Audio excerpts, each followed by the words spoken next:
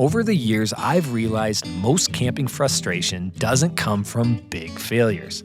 It comes from tiny, annoying stuff. So I asked campers to share the little DIY mods they've made that quietly solve those problems. Each one of these really adds up. We've always kept this channel independent and unbiased, but traveling to make these videos adds up too. So a big thanks to eTrailer, whose support helps keep our videos honest and free from brand influence. Let's get into frustration number one. So Dean, all of us have fenders, but we never really have a way to utilize it, and I see you found a way. The motivation was there's a lot of times you want to get in, you got something in your hands, this gives you a place you can just set it down. So when I want to brush my teeth in the morning, I can just flip out my DOP kit, and it's right here, brush my teeth. Now this will be obvious to most people, but not to me. How did you figure out the angle? How did you trace it? Trial and error. I cut a couple of boards and put them on there, and it was like, it's close, not quite. Cut a little more, cut a little more, cut a little more, till it fit. And then I knew what the radius was, and then I put that into my CNC, computer numerically controlled router, and cut out the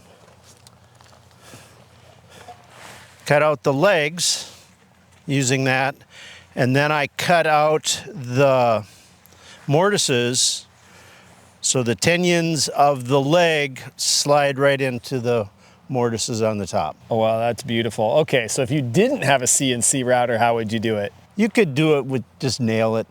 It's just not as pretty. Yeah, this thing's beautiful. This is a work of art. Loose knives tend to float around camp. That's how my last two small mishaps happened. Keeping them visible and locked into one spot should prevent any future incidents. All right, I'm here to see Dean's knife holder here. Gives you a place to put the knives while you're traveling, keeps them from bouncing around inside a drawer and getting dull, and it makes them immediately available for when you're cooking. It's just right here. And I love how you're just matching the birch that came with this trailer, keeping it all looking factory. It's the same material as the trailer's made out of. A little bit of trial and error in order to figure out just what finish you need to put on there so that it looks the same. Most people don't realize how much time they spend hunting through bins at camp. Once you start grouping gear by activity, everything gets easier. The charcoal starter fits there.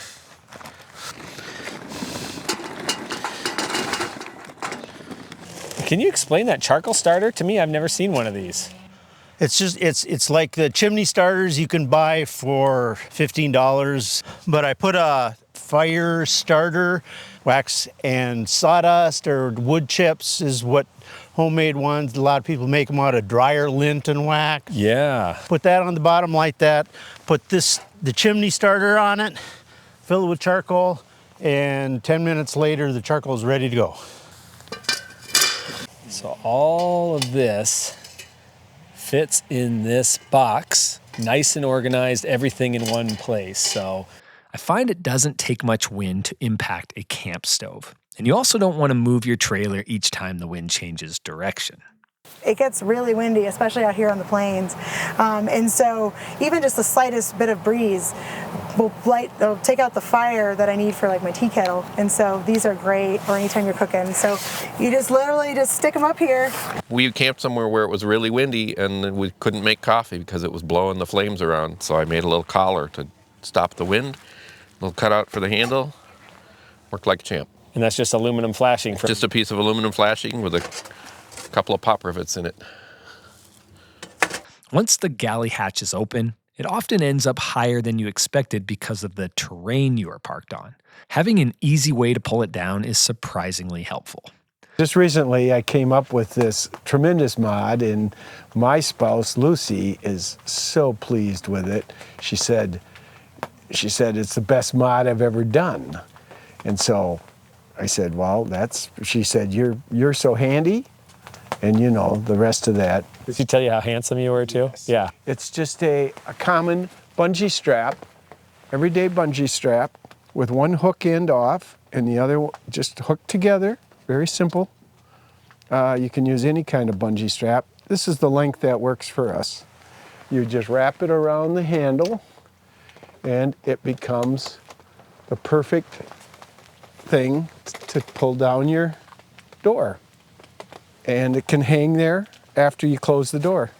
And so it's always there. And for people with off-road teardrops, I mean, we're getting even taller. Oh, they get really tall. Yeah, so you don't even have to be short to need one of these sometimes. I'm trying, well, we do have a step stool, you know, when the trailer is sitting at an angle where the front's lower, this counter is a little high for her.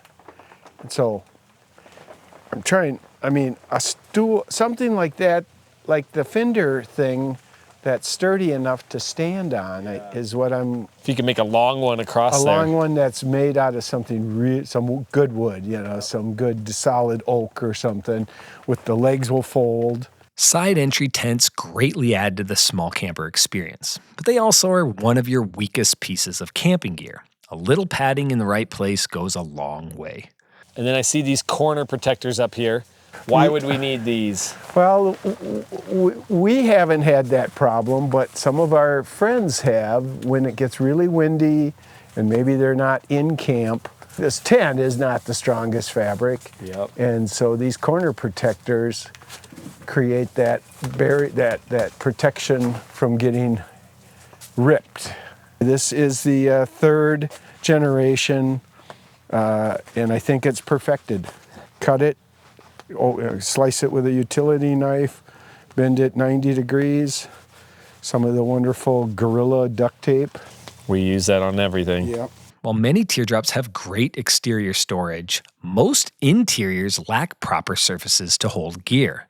A little rack or platform can go a long way. Probably seen this mod.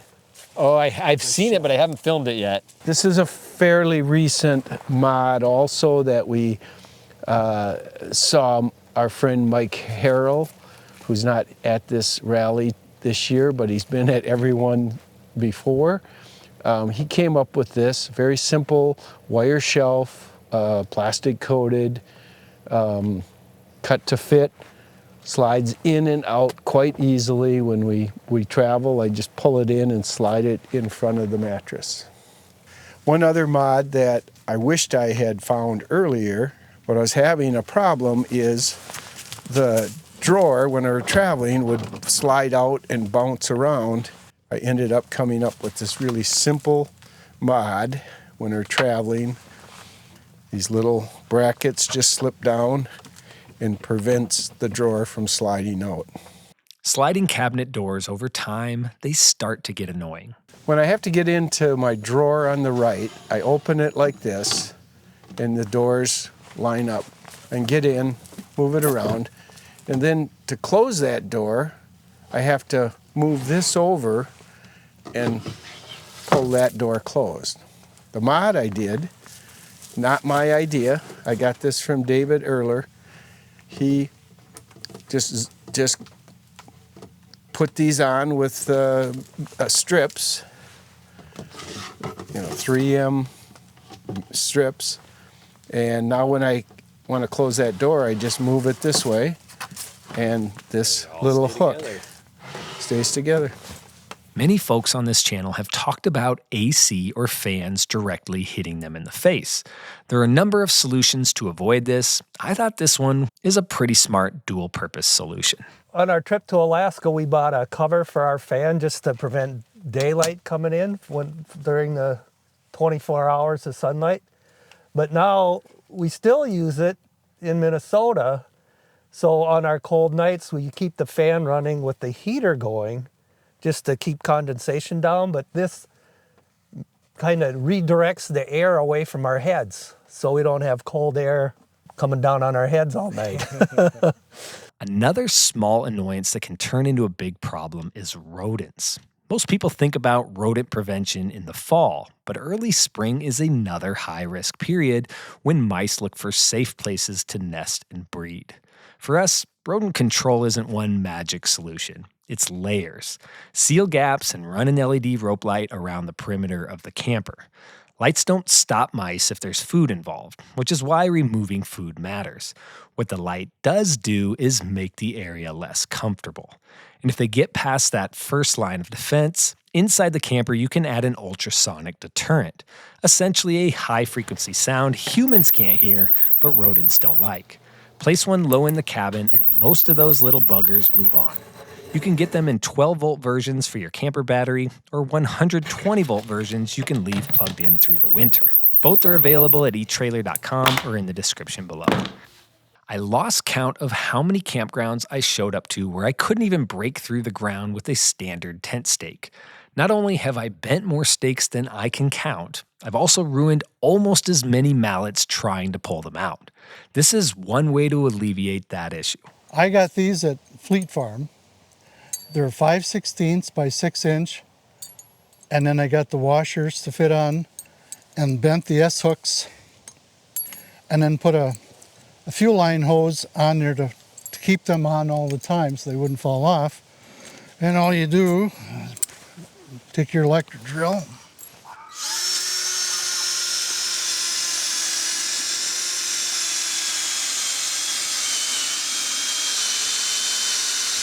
And you can tell that ground was fighting you, so well, these this were is needed. gravel. These were needed. So then you reverse it.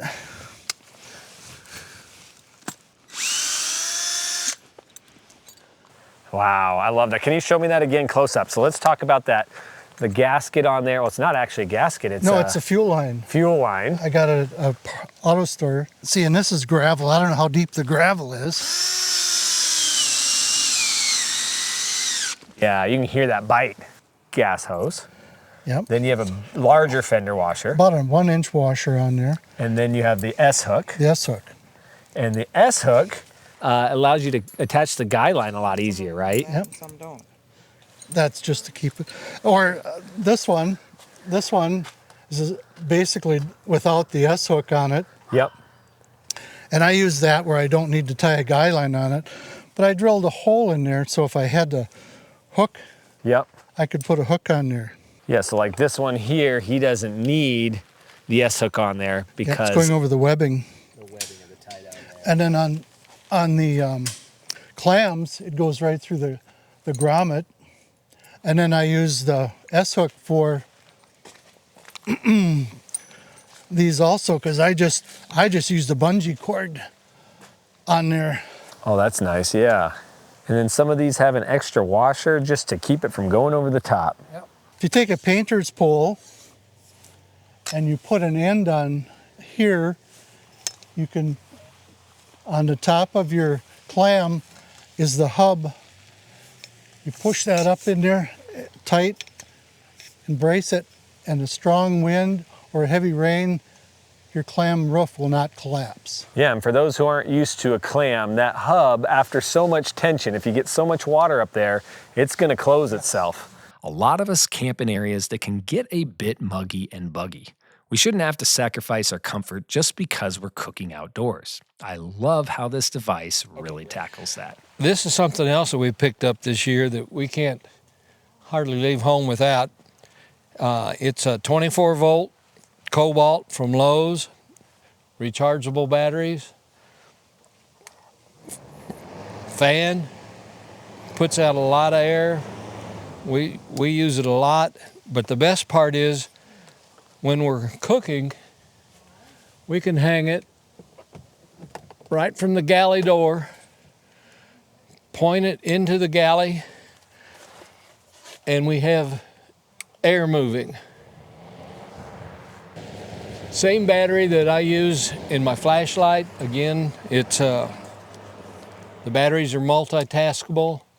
We can recharge the battery off of our solar, so it goes everywhere with us. For flies, right? Keeps the flies away from the food. It keeps the flies away from the food. You know I love dual-use items, and this idea solves two annoying problems with one simple piece of gear. This is one of my new mods. Everybody has to find a solution with the vestibule for what to do with your shoes, because when you open the door for a vestibule, you got a queen-size bed, but that's it. So you don't want to take your shoes off in there and have everything on your bed. So a lot of people just leave them on the ground. Some people put a shoebox underneath with a lid on it. But for me, it's like in the morning when you get up, the last thing you want to do first thing is lean over and get something. So I designed this, I call it my shoebox. And it's just got a little opening, and I can tuck the shoes back in there. It's right at a height, so when you're sitting down, you just take the shoes off and pop them in, and in the morning you're ready to go again. And the side benefit was I made a little table out of it. Everything is multi-purpose. I like to keep it simple, but sometimes it's fun to get a little more complicated with things. Like our garbage bag setup, it's just a simple suction cup, and you can get these anywhere. They use them, I think, for auto glass, and you just pop it on and you're good for any kind of bag that you want to hook on there. Most of these trailers are not designed for how you specifically camp. Living in someone else's design can get old fast. That's why I say, make it your way. The vestibules come set up, I mean, you can't make a trailer perfect. No, nothing's perfect for everybody, but I'll tell you, Bert has made a trailer that's 80 to 90% of the way. So I like to fix things that are a little bit, that I can tweak, maybe get it a little closer to that perfection thing for me. So when the vestibule comes, it has a little silverware area here. And what they have is they have a shelf that's hinged, and you just hinge it up to reach in and get your silverware. But for a lot of people who are shorter, you gotta lean up farther, and it's also begs to have things put on it because it's a shelf, but it's a hinged shelf, so you can't put anything on it. Yeah, so everything I put there, I'm gonna have to remove. You're gonna have to take it down to open up to get you your silverware. Yeah. So for 3 years, I've been racking my brains saying, I gotta fix that somehow. So this summer, I took our existing stuff, I just did a cut here, and I put myself in a little silverware drawer. So now we've got easy access. I don't have to reach over with 2 hands to open it and reach in. And I've got a permanent shelf now that we can just leave things on and do that. The only downside I had was because of the design, I had to shrink that silverware area a little bit. So I decided to have some fun, and I made a little spin-out drawer. And so this is where all the extra little things that we need go, and there's still easy access when I'm here working at the stove. So that's something I've really been noticing with vestibule owners. They notice there's a lot of wasted space vertically in any teardrop. Yeah. And so they start going, how do I utilize that entire vertical area? And usually the problem is it's depth that you have to work with, because when you put stuff so far back, you can't get to it. Yep. And a drawer is a perfect solution historically for that, because you can pull it out. Now you can access things. I love that. It's like one little incremental change every trip. Yeah, exactly. Any of you out there who are a perfectionist or know a perfectionist, you know the one downside is we're never satisfied. So you sound like me. You call yourself a perfectionist, but I'm going to say maybe a little ADHD too. Oh yeah.